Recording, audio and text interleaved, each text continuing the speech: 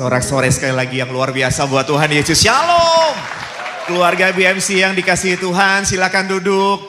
Sebuah kehormatan saya boleh dapat kesempatan untuk melayani di gereja yang luar biasa. Terima kasih Bapak Gembala, Ibu dan keluarga, juga sahabat, hamba-hamba Tuhan, seluruh jemaat Tuhan. Saya Victor Abraham ditemani oleh istri saya, Pastor Sylvia Kuai, dan kami sungguh bersuka cita. Beberapa hari ini disambut dengan begitu luar biasa dan saya percaya bukan sebuah kebetulan hari ini saya boleh ada dan saya minta kekuatan dari Tuhan, minta juga kuasa dari Tuhan agar firman Tuhan yang disampaikan boleh menjadi berkat buat setiap kita yang hadir maupun yang mengikuti secara online. Pertama-tama saya juga mengucapkan Happy Mother's Day, selamat Hari Ibu untuk ibu-ibu yang luar biasa. Boleh lambaikan tangan tinggi ibu-ibu yang luar biasa, berikan tepuk tangan yang luar biasa buat Tuhan Yesus. Saudaraku yang terkasih, ketika Tuhan Yesus bersama dengan ibunya di sebuah pesta perkawinan di Kana. Pada saat itu Tuhan Yesus berkata, mau apakah engkau daripadaku ibu, saatku belum tiba. Namun kita tentunya tahu bersama-sama pada akhirnya Tuhan tetap melakukan apa yang ibunya inginkan. Dia Tuhan yang maha tinggi. Namun ketika turun menjadi manusia, memberikan teladan bagaimana menghormati seorang ibu. Makanya kita mau sama-sama belajar. Hormatilah ayahmu dan ibumu supaya lanjut umurmu dan baik keadaanmu. Saudaraku yang terkasih, kita tentunya kenal tokoh yang luar biasa dalam perjanjian lama, namanya Musa, saudara. Dan saudara, kalau kita belajar tentang Musa, Tuhan pakai seorang ibu yang bernama Yokebed sehingga Musa terhindar dari kematian. Karena pada saat itu Firaun tidak menginginkan anak laki-laki yang lahir itu hidup. Namun Tuhan pakai seorang ibu yang berjuang luar biasa sehingga boleh lahir seorang yang dahsyat namanya Musa. Maka mari kita belajar bersama-sama dalam hidup ini mengasihi orang tua kita agar kita boleh mengalami sesuatu yang lebih dahsyat dan luar biasa. Baik, saya akan memulai sharing firman Tuhan. Saudara, dalam hidup ini kita selalu harus memutuskan pilihan demi pilihan, betul ya? Dalam satu hari saudara dan saya mampu untuk memutuskan antara 3.000 sampai 5.000 keputusan. Mungkin ada yang berpikir, masa sih saudara bangun tidur kita harus memutuskan apakah kita mau berdoa dulu atau lihat handphone dulu, benar gak saudara? Kita harus memutuskan apakah kita mau makan dulu atau mandi dulu. Kita harus memutuskan makanan apa yang mau kita makan.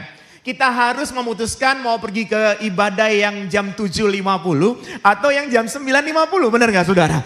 Dan saat ini ketika saya sedang menyampaikan kebenaran firman Tuhan, saudara pun harus memutuskan apakah mau mendengarkannya dengan sungguh-sungguh atau tidak sungguh-sungguh. Maka dalam satu hari saudara, engkau dan saya diciptakan Tuhan memiliki kemampuan yang hebat untuk dapat memutuskan ribuan keputusan. Berarti berikan dulu tepuk tangan buat Tuhan Yesus yang hebat, yang sudah pakai kita semua.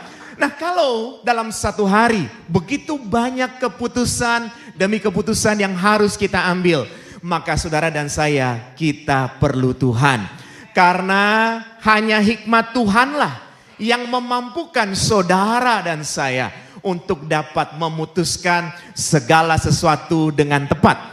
Dan saya yakin dan percaya apabila kita mengandalkan Tuhan, maka setiap langkah saudara dan saya, setiap keputusan saudara dan saya, itu akan berdampak baik buat kehidupan kita, buat kehidupan keluarga kita. Karena Tuhan Maha Tahu, Dia sudah siapkan yang terbaik buat setiap kita. Saya memulai dengan Injil Lukas pasal 5 ayat 7. Saya rindu mengajak Bapak Ibu Saudara untuk setiap ayat yang tampil di layar, kita mau membacanya dengan suara keras, membacanya dengan yakin dan percaya, karena firman Tuhan yang keluar tidak akan pernah kembali dengan sia-sia. Setuju ya Bapak Ibu? Mari kita baca sama-sama dengan suara keras. Mulai. Lalu mereka memberi isyarat kepada teman-temannya di perahu yang lain supaya mereka datang membantunya. Dan mereka itu datang, lalu mereka bersama-sama mengisi kedua perahu itu dengan ikan hingga hampir tenggelam. Saudara, pada satu kali Yesus ada di tepi danau Genesaret, saudara, dan Tuhan ingin memberkati orang-orang di sana. Tuhan ingin memberkati para nelayan yang sudah bekerja keras dan gagal, tapi Tuhan ingin memberkati mereka. Dan istimewanya, saudara, Tuhan pakai seorang yang bernama Simon Petrus. Saya percaya bukan sebuah kebetulan kita sama-sama membaca ayat ini. Karena saya juga yakin Tuhan ingin memberkati kota Philadelphia. Tuhan ingin memberkati kita semua. Dan kita berdoa bersama-sama. Tuhan pakai kita pribadi lepas pribadi untuk menjadi berkat. Tepuk tangan yang hebat buat Tuhan Yesus. Makanya tema di ibadah pertama ini adalah dipilih untuk menjadi berkat. Saudara dan saya dipilih untuk menjadi berkat. Berkat tidak bicara hanya soal uang saja, saudara, tapi keberadaan saudara, tempat di mana saudara bekerja, saudara boleh memberkati orang-orang di sekeliling saudara bekerja. Orang-orang berjumpa dengan saudara, mereka boleh merasakan kasih Tuhan yang luar biasa. Menjadi berkat di lingkungan saudara tinggal. Tetangga kiri dan kanan boleh diberkati dengan keberadaan Bapak Ibu Saudara di sana. Bahkan di gedung gereja ini saudara, saya yakin orang yang ada di kiri dan kanan kita diberkati dengan kehadiran kita. Pertanyaannya, maukah kita menjadi berkat saudara? Maukah kita menjadi berkat? Mau, yuk sama-sama katakan mau. Amin ya saudara. Kadang-kadang kita ini tidak bisa bukan tidak mampu, tapi tidak mau. Kalau kita mau, saya percaya kemampuan datang dari Tuhan. Orang yang hidupnya menjadi berkat pasti diberkati Tuhan. Sekali lagi saya garis bawahi, tidak selalu bicara soal uang.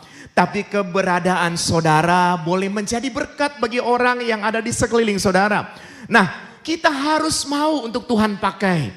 Kita memang tidak mampu. Tapi ketika kita datang kepada Tuhan, kita mengangkat tangan kita, Tuhan turun tangan untuk memampukan kita menjadi berkat bagi banyak orang. Saudara, ada dua tipe orang. Ada orang-orang yang tidak mau menjadi berkat, tapi suka dilihat bahwa wah dia ini sudah berjasa banyak, mungkin begitu ya saudara ya. Tapi saya percaya ini bukan jemaat BMC. Tapi jemaat BMC adalah orang-orang yang mau menjadi berkat. Saya sangat diberkati kemarin Kamis, terima kasih Pak Lukas dan juga sahabat hamba-hamba Tuhan. Boleh belajar, ambil bagian, membagi bagi banyak orang di depan gereja. Saya percaya keluarga BMC dipilih Tuhan untuk menjadi berkat. Tepuk tangan yang dahsyat buat Tuhan Yesus. Baik, ada beberapa pesan yang saya percaya ini menjadi berkat buat setiap kita. Orang-orang yang dipilih seperti bagaimana Tuhan memilih seorang yang bernama Simon Petrus. Kita akan belajar bersama-sama dan saya percaya lewat waktu yang singkat kita pasti diberkati. Saya ingin mengajak Bapak Ibu Saudara untuk kembali membaca Injil Lukas pasal 5. Kita membaca ayat 2 dan ayat yang ketiga perlahan-lahan. Mulai 1, 2, 3. Ia melihat dua perahu di tepi pantai. Nelayan-nelayannya telah turun dan sedang membasuh jalannya. Ayat yang ketiga. Ia naik ke dalam salah satu perahu itu, yaitu perahu Simon, dan menyuruh dia supaya menolakkan perahunya sedikit jauh dari pantai. Lalu ia duduk dan mengajar orang banyak dari atas perahu. Kita akan perlahan-lahan diberkati dari setiap ayat dari Lukas pasal 5 ini. Dan saya percaya pesan-pesan ini menjadi berkat buat orang-orang yang dipilih. Kenapa Simon Petrus dipilih? Namun sebelum saya masuk lebih dalam, saya belajar dan mengajak Bapak Ibu untuk sama-sama belajar bagaimana cara Tuhan Yesus melayani saudara. Sebelum peristiwa ini Tuhan Yesus sudah mengajar di rumah ibadah. Dan kemudian ketika Tuhan Yesus ada di tepi danau Genesaret, dikatakan ada banyak orang mengikutinya, ingin mendengar dia mengajar. Saudara, saya baca ini ulang-ulang dan saya sangat diberkati dengan caranya Tuhan Yesus mempersiapkan pelayanannya buat orang-orang. Pada saat Tuhan Yesus ada di tepi Danau Genesaret, ada begitu banyak orang di sana. Tuhan Yesus tidak langsung mengajar, tapi Tuhan mempersiapkan begitu baik, yaitu dia pinjam perahu Simon. Kemudian dia minta agar bertolaklah perahu ini sedikit jauh dari pantai. Kenapa saudara? Kenapa harus perahu itu bertolak sedikit jauh dari pantai? Karena Tuhan sedang membentuk sebuah mimbar di sana. Sehingga orang-orang yang banyak datang itu bisa terlayani dengan baik. Tentunya kita pernah belajar yang namanya angin laut dan angin darat. Malam-malam angin bertiup dari daratan menuju ke tengah. Sehingga digunakan oleh para nelayan untuk pergi menangkap mencari ikan.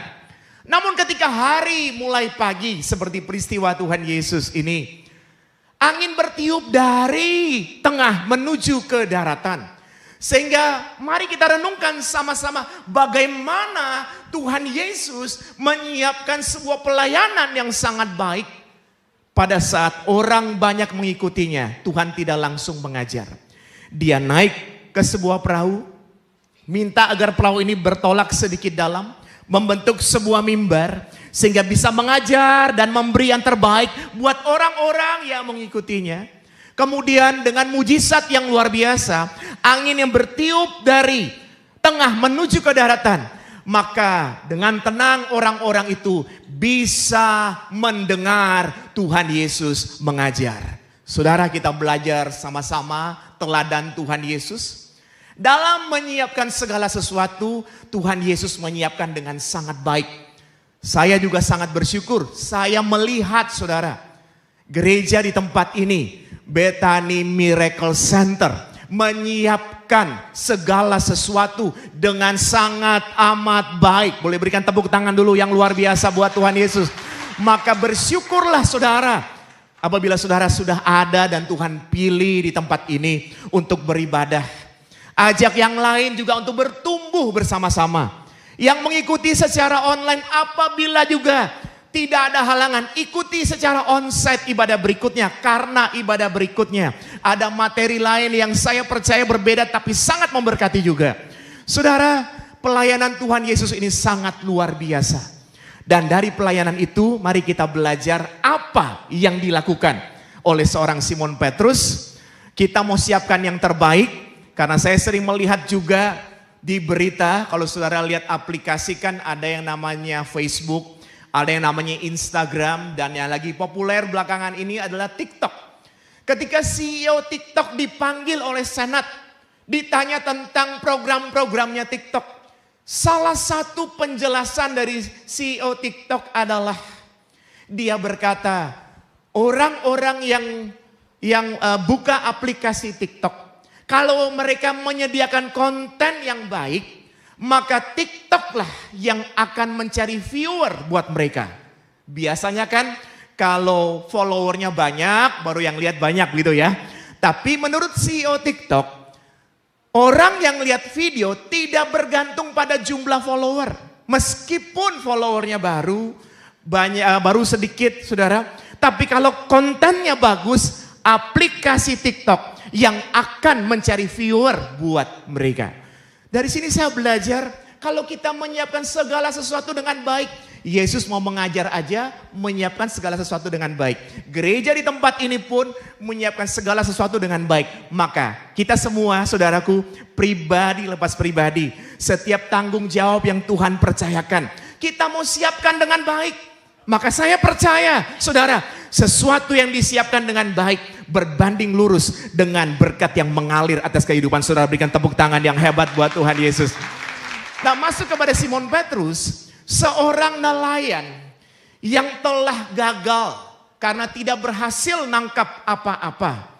Dan kemudian mereka sudah lelah sekali, sedang membasuh jala. Mungkin kita bingung kan, dari air kenapa harus dibasuh? Saudara, kalau orang menjala ikan, kemudian tidak berhasil nangkap apa-apa, ketika mereka pulang mungkin ada sampah-sampah atau hal-hal lain yang nyangkut di jala itu. Orang ini tidak berhasil. Orang ini sedang lelah. Orang ini sedang pusing beresin kotoran-kotoran dari jala tersebut. Datang guru, Yesus pinjam perahunya. Saudara, menurut saya ini bukan perkara mudah. Kalau kita sedang diberkati, saudara, kita sedang tidak capek, kemudian diminta untuk membantu, cukup gampang, cukup mudah. Meskipun itu pun belum tentu semua mau. Tapi mari renungkan sama-sama. Seorang Simon Petrus berada dalam kondisi lelah, saudara. Capek, kemudian tidak berhasil. Kadang-kadang kalau capek secara fisik, tapi kita berhasil ya, masih senang hatinya saudara ya. Tapi kalau sudah capek secara fisik kemudian gagal, ini namanya capek dua-duanya. Capek secara fisik, capek hati juga. Bukankah dalam hidup ini kita pun kadang-kadang mengalami yang namanya capek hati.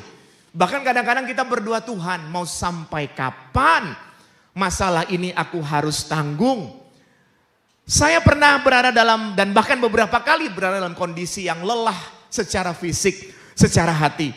Tapi ketika saya lelah, Tuhan selalu ingatkan bahwa Tuhan Yesus tidak pernah lelah untuk mengasihimu. Amin saudara.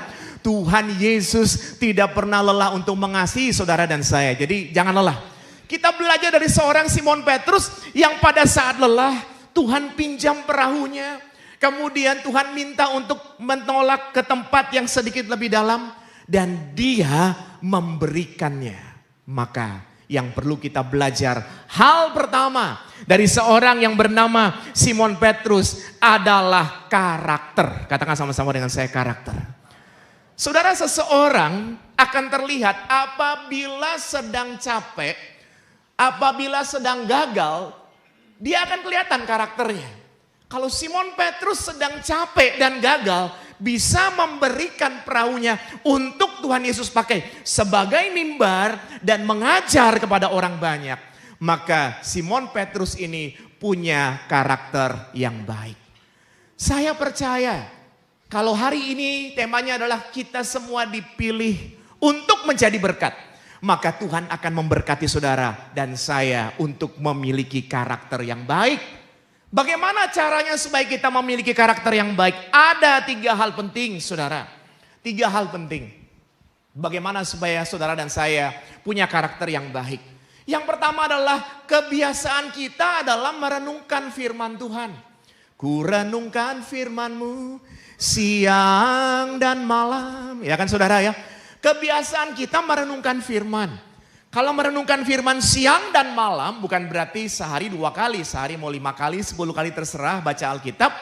Tapi ada kalimat-kalimat yang tercatat dalam kelompok kitab syair yang harus kita tafsirkan secara syair. Kalau ada seseorang misalnya ya Bapak Ibu Saudara sedih siang dan malam. Apakah dia sedih sehari 2 kali? Sedih siang, sore dia ketawa-ketawa dulu, malam sedih lagi, kan gak begitu ya. Kalau dia sedih siang dan malam berarti sepanjang siang, sepanjang malam dia sedih, betul ya.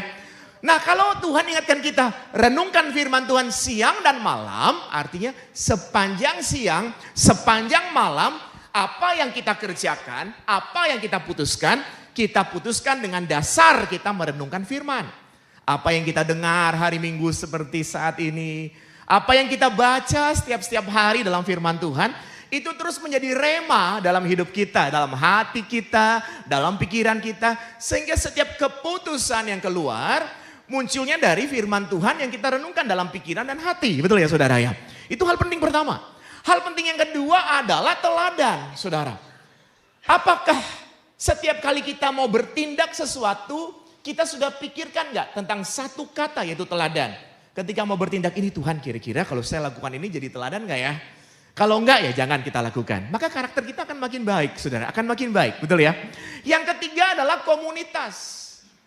Sebab pergaulan yang buruk akan merusak kebiasaan yang baik. Benar gak saudara? Kalau tiap hari kita duduk terus ngomongin, tahu si bapak itu loh. Datang minggu ini pakai bajunya sama lagi, ngapain ngomong begitu saudara? Iya memang dalam hidup ini kan selalu ada orang yang gak suka sama kita. Saudara, Tuhan Yesus disalibkan. Ya ada 3 salib ya. Kenapa 3 salib? Tuhan Yesus disalibkan, 2 salibnya yang kiri kanan itu kan penjahat. Ada penjahat yang mengolok-olok, yang menolak gitu ya. Jadi salib penolakan. Ada penjahat yang satunya menegur. Dia malah bilang bahwa Tuhan Yesus tidak pantas di sini. Jadi salib penerimaan. Tuhan Yesus ada di tengah orang jahat yang menolak dia dan menerima dia. Bukankah dalam hidup ini kita juga menjalani hidup di antara orang-orang yang menerima kita dan juga menolak kita. Betul nggak saudara? Kalau orang nggak suka sama kita pakai apa aja salah. Pakai baju warna biru salah, jalan pakai sepatu salah, pakai sendal juga salah, betul ya saudara ya. Tapi kalau orang suka sama kita, saudara, biar kita salah pun dia bilang apa? Wajar, kan dia manusia, ya kan saudara ya. Nah, tapi mari kita belajar dari Tuhan Yesus. Di antara penjahat yang menolak dan menerima dia, Tuhan tetap taat. Makanya ada salib penebusan di tengah-tengah. Dia tetap taat melakukannya. Maka mari kita belajar untuk membentuk karakter yang baik. Kadang-kadang kita memang ada di komunitas yang mungkin menolak kita. Tapi tetap taat. Kerjakanlah keselamatanmu dengan takut dan gentar. Karena saya yakin dan percaya kasih karunia yang sudah kita terima, Tuhan percayakan itu kepada kita untuk melakukan dan menjadi berkat di luar sana. Tepuk tangan yang hebat buat Tuhan Yesus. Amin saudara. Karakter tidak terbentuk dalam waktu singkat. Betul nggak saudara? Harus melewati proses waktu, harus sabar. Katakan buat diri kita sabar ya. Bilang betul saudara. Sabar. Bilang lagi saudara. Jangan gini, sabar ya. Itu nggak sabar saudara ya. Sabar ya. Saudara, seorang anak kecil menemukan kepompong. Karena dia penasaran, dia pengen tahu sih bagaimana kepompong ini bisa menjadi kupu-kupu. Ketika dia menemukan, dia mengamati kepompong ini. Terus ada celah kecil ternyata di kepompong tersebut. Dan dia melihat dari dalam celah itu, sayap kupu-kupu sedang berusaha untuk keluar dengan begitu luar biasa sulit. Dia memperhatikannya kembali. Wah, sulit sekali. Anak ini kasihan, saudara. Dan dia mencoba untuk membantu kepompong ini agar celahnya terbuka lebih lebar. Dan ketika dia membantunya saudara, berhasil. Ternyata kupu-kupu bisa keluar dengan lebih mudah saudara. Namun setelah dia membantu dan kupu-kupu bisa keluar dengan begitu mudah, muncul masalah baru. Apa masalah barunya saudara?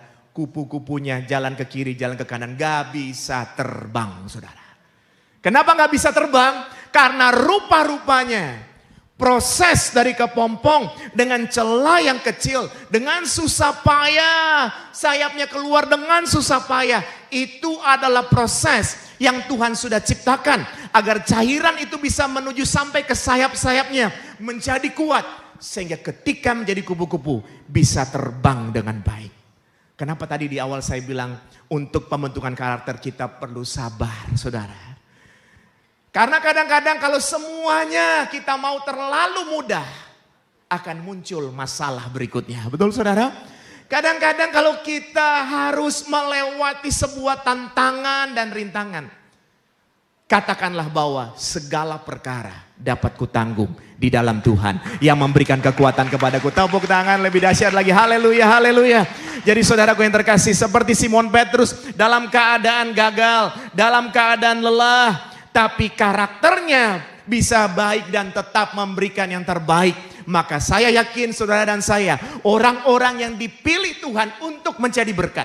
Meskipun kita lelah, meskipun kadang kita capek, tapi itu tidak akan menghalangi saudara dan saya boleh menjadi berkat dan nama Tuhan dipermuliakan. Amin. Yang kedua saudara, lanjutan dari Lukas pasal 5 tadi ini menarik sekali dan saya percaya pasti menjadi berkat. Kita baca ayat yang keempat. Tadi ayat 2 sudah, 3 sudah, sekarang ayat yang keempat. Dengan suara keras, mulai. Setelah ia berkata kepada Simon, bertolaklah ke tempat yang dalam dan tebarkanlah jalamu untuk menangkap ikan. Ini titik tersulit, saudara. Ini titik paling sulit. Mari kita renungkan sama-sama. Seorang yang lelah, seorang yang tidak berhasil, seorang yang sedang pusing untuk beresin jalannya yang kotor, tiba-tiba guru, belum ada sebutan Tuhan di sana, guru, rabi, datang untuk pinjam perahunya. Karena karakternya baik, dia pinjamkan. Setelah itu guru ini minta agar bertolak sedikit ke tempat yang lebih dalam. Dia tetap lakukan, saudara.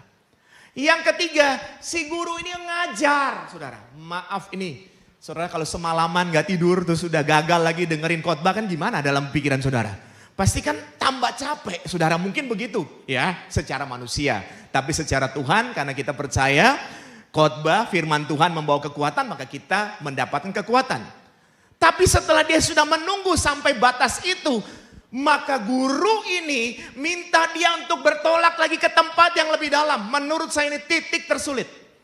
Kenapa titik tersulit? Saudara, Simon Petrus berasal dari Betsaida. Betsaida ini adalah rumah nelayan. Dia mengerti betul, saudara, tentang yang namanya bagaimana cara untuk menangkap ikan. Biasanya ketika gelap, maka ikan-ikan itu ada naik ke atas untuk bisa dijala. Ketika hari mulai terang, ikan itu akan masuk ke dalam. Tentunya lebih sulit ketika kita menggunakan jala, kecuali pakai pancing, saudara. Lebih sulit.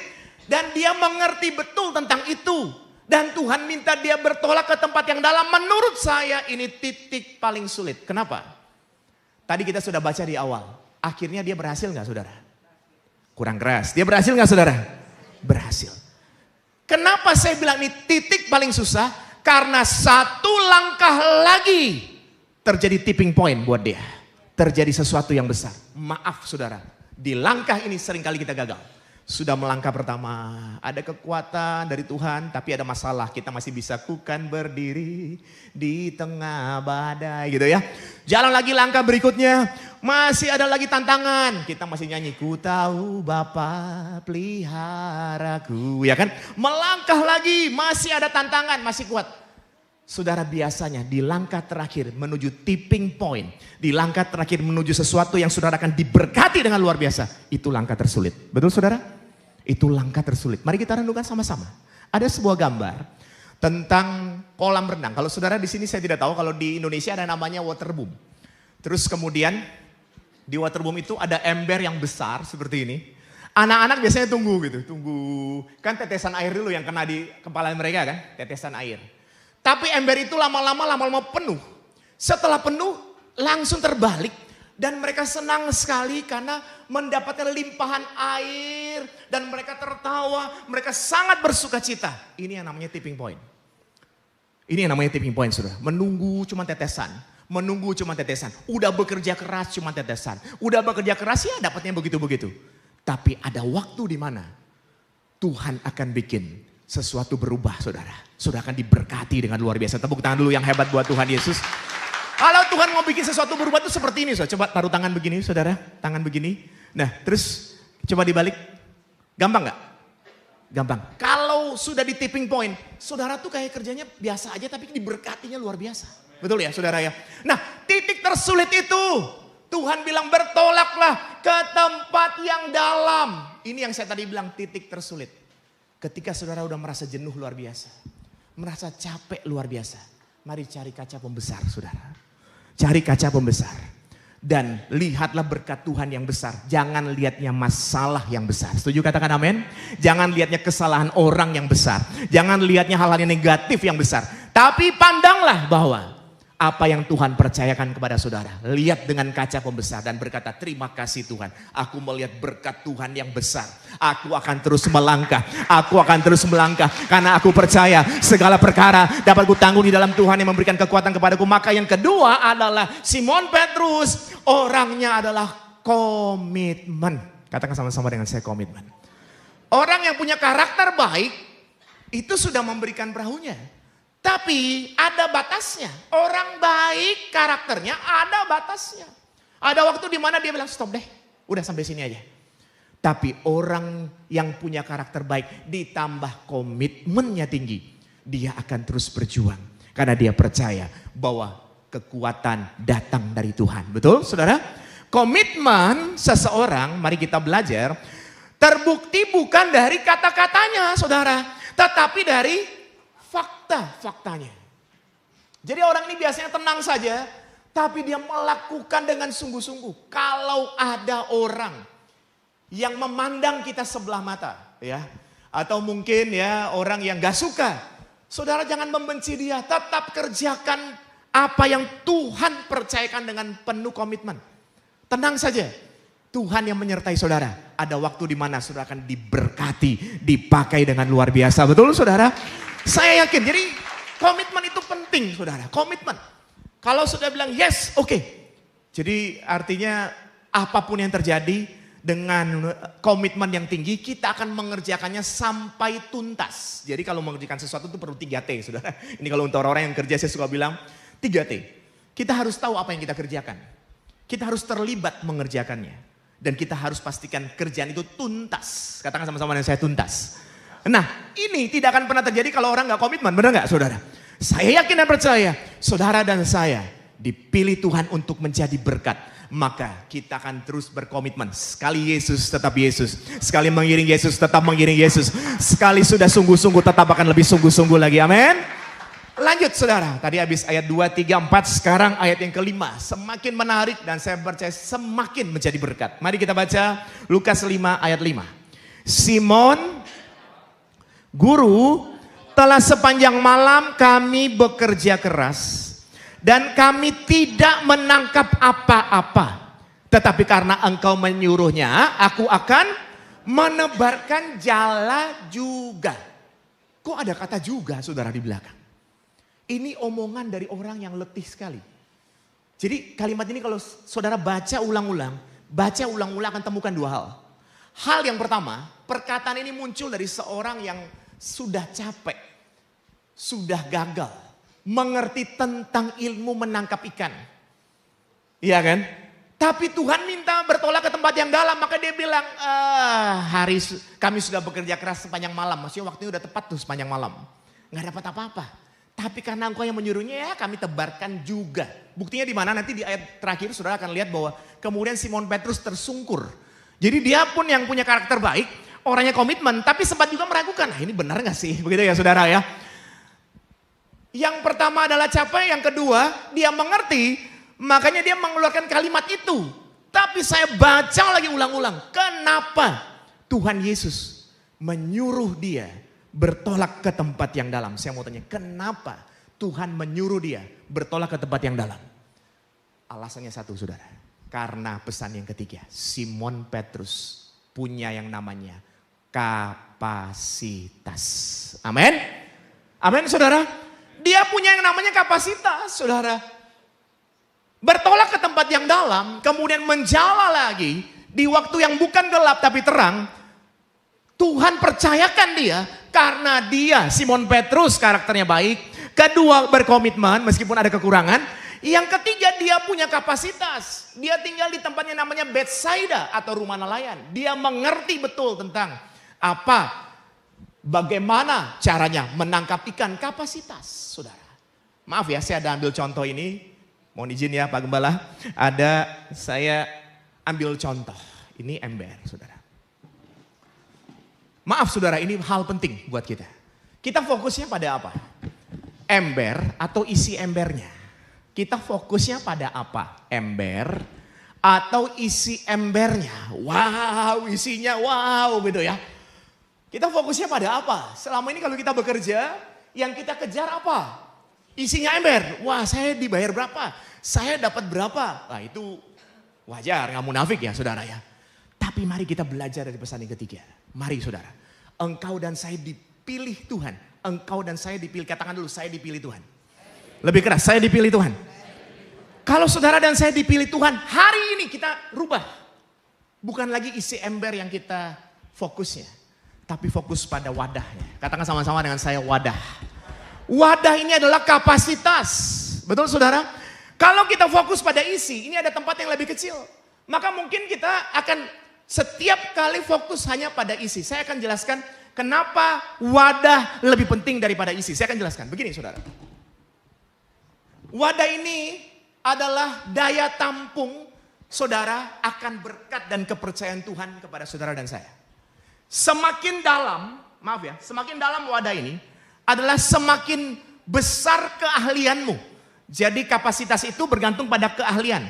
Semakin ahli, semakin dalam. Setuju saudara? Semakin ahli, semakin dalam. Simon Petrus itu ahli, maka semakin dalam. Terus bagaimana kalau cuma dalam aja tapi kecil, saudara? Maka kita maunya sudah dalam tapi juga lebar. Nah, lebar ini bicara soal dampak. Katakan sama-sama dengan saya dampak. Dampak. Maaf, contoh seorang guru yang mengajar. Dalam nggak saudara guru yang mengajar? Dalam, karena kan dia menguasai sehingga dia bisa mengajar. Setuju saudara? Dia menguasai dulu ilmunya, maka dia bisa mengajar. Maka dalam, betul ya saudara? Keahliannya dalam. Tapi apakah lebar saudara? Lebar ditentukan dari jumlah murid yang dia ajar. Misalnya guru les, dia bilang sudahlah saya 1 bulan ya les 3 anak aja deh. Karena saya capek kalau nggak bisa banyak-banyak 3 cukup. Maka dia memang dalam, tapi tidak lebar. Kecil gitu ya. Nah kalau dia bilang saya akan tambah jadi 6. Bulan depan saya usaha lagi jadi 8. Maka bukan hanya dalam tapi juga lebar. Saudara, kapasitas yang harus kita siapkan. Apa yang Tuhan percayakan sekarang di tangan Bapak Ibu Saudara. Jangan lihat kanan kiri. Lihat diri kita aja apa yang Tuhan percayakan. Pelajari itu sungguh-sungguh supaya semakin dalam. Setelah semakin dalam, pastikan, maaf saudara. Banyak orang yang terdampak akan keahlian kita. Maka semakin lebar. Kenapa saya bilang wadah lebih penting daripada isi saudara? Maaf ya. Ini contoh ya. Sekali lagi mohon maaf. Ada orang saudara yang mau diberkati aja susah. Jadi dia susah tapi mau diberkati aja susah. Tapi ada orang yang diberkati mau suruh jadi kurang aja susah. Ya saya pakai kalimat yang lebih sopan lah. Mohon maaf ya saudara ya. Artinya begini. Ada orang yang karena dia tidak fokus pada wadah. Dia hanya fokus pada isinya. Saudara. Tiba-tiba dia terima warisan nih saudara. Dia terima warisan. Karena dia wadahnya gak besar.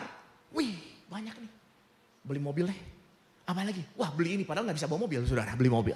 Ya ini contoh ya. Ini contoh misalnya. Jadi sekali lagi saya tidak menyinggung siapapun. Ini hanya contoh. Karena wadahnya kecil. Dia gak ngerti saudara.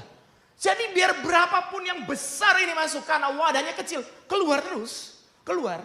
Itu yang saya bilang bahwa mau diberkatinya susah gitu. Karena wadahnya kecil. Tapi ada orang yang wadahnya besar. Saya gak usah sebut nama tapi contohnya misalnya. Orang-orang yang terpandang di Amerika atau di Indonesia, saudara. Yang punya nama besar begitu ya. Bisnisnya banyak. Saya mau tanya, kalau orang-orang tersebut terus menyumbangkan hartanya semuanya. Misalnya ini contoh, semuanya. Dia jadi gak punya apa-apa gak? Gak punya apa-apa gak? Iya, tapi cuma sebentar. Kenapa? Nanti datang orang lagi. Pak, boleh gak pinjam nama Bapak? Saya buka hotel. Boleh gak namanya Bapak aja deh? Karena namanya udah besar. Dapat lagi dia berkat saudara. Kenapa? Kapasitasnya besar. Betul gak saudara? Itu yang kita harus fokus. Jangan fokus pada isi saudara. Fokus pada wadah. Tambah kapasitas saudara dan saya. Tuhan akan kirim berkat yang besar buat saudara dan saya. Tepuk tangan yang hebat buat Tuhan Yesus. Saudara ada seorang pemuda yang lahir di Ukraina. Kemudian karena politik dia harus pindah ke salah satu kota yang ada di California saudara. Pemuda ini susah sekali. Dia hanya pindah dengan ibunya karena ayahnya pun tidak bisa ikut. Ibunya sakit kanker. Dia berusaha keras namun karena keterbatasan biaya. Dia pun gak bisa mengobati dengan baik sampai akhirnya ibunya meninggal. Akhirnya orang ini berjuang. Dan dia berhasil kerja di perusahaan Yahoo. Saudara. Berjalan waktu sampai dengan 2007. Dia keluar dari Yahoo. Dia ingin berkarir, dia datang ke perusahaan yang Meta, Facebook, saudara. Namun ditolak, tidak diterima. Rupa-rupanya ditolak itu membuat dia belajar untuk membuat aplikasi. Maka pada tahun 2009, ketika semua orang lagi pakai BBM, pinnya berapa gitu kan, tapi kan eksklusif sekali kan.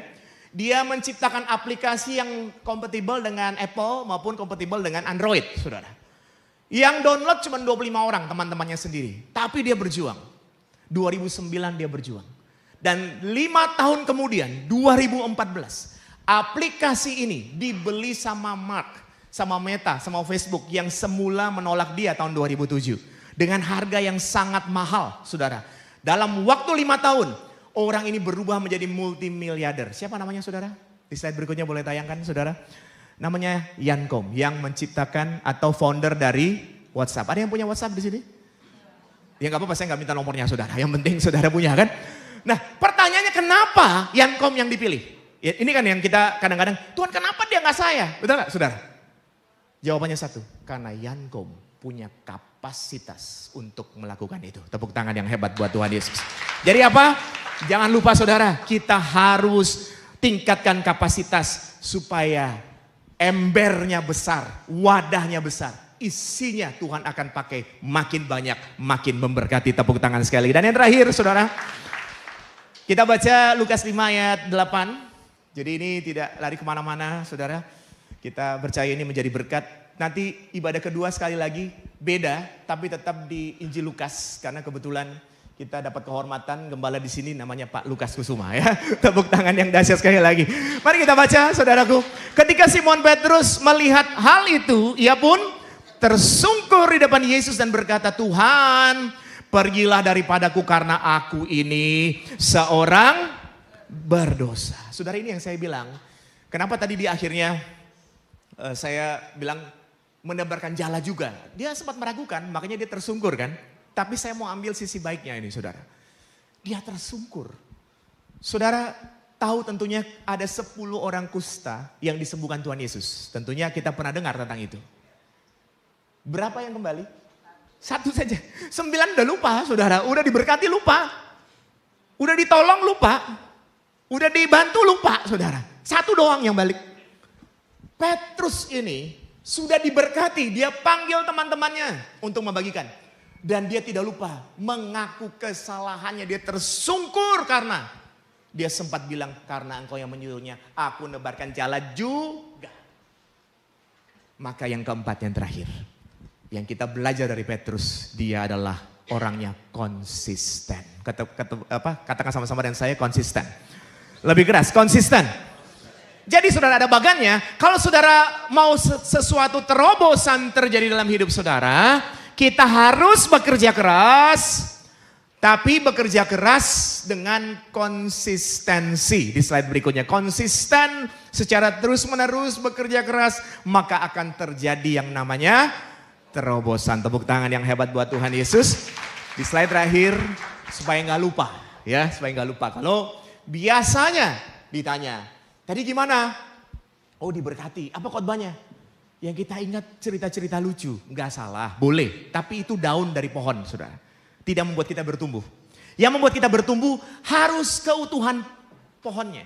Batang utama adalah tema. Temanya apa saudara? Dipilih untuk menjadi berkat. Setelah batang utama ada ranting. Itu adalah pesan. Pesannya apa saudara? Di slide berikutnya. Pertama karakter. Kedua apa? Komitmen. Ketiga capacity. Keempat konsistensi. Maka contoh-contoh itu adalah daun-daunnya. Kalau engkau bawa pulang pohon utuh dari tema, pesan-pesan dan contoh-contoh, maka kita akan bertumbuh dan berbuah lebat. Tepuk tangan yang hebat buat Tuhan Yesus. Lebih meriah lagi. Saya akan tutup dengan satu kisah. Boleh pinjam satu kursi Pak? Boleh minta tolong satu kursi? Saudaraku yang terkasih dalam Tuhan, dalam hidup ini kita mengalami berbagai musim. Kita menjalani berbagai musim dalam hidup kita. Terima kasih. Ada musim-musim di mana saudara? Engkau dan saya dikasih kesempatan sama Tuhan untuk duduk manis. Enak banget ya saudara. Waduh, duduk manis tersenyum. Ada musim-musim di mana saudara duduk manis tersenyum. Tapi tidak bisa dipungkiri, ada musim-musim di mana saudara harus jalan kemana-mana sambil membawa kursi ini. Berat gak saudara? Mau makan bawa kursi ini, mau pergi kerja bawa kursi ini, mau jalan-jalan kemana bawa kursi ini. Susah sekali saudara, ada masa-masa seperti ini saudara. Tapi orang yang dipilih Tuhan, dia yakin di masa dia duduk manis tersenyum, dia tetap bersyukur kepada Tuhan. Di masa dia harus jalan kemana-mana bawa beban yang berat, dia tetap bersyukur pada Tuhan. Karena dia akan berkata, bila hati terasa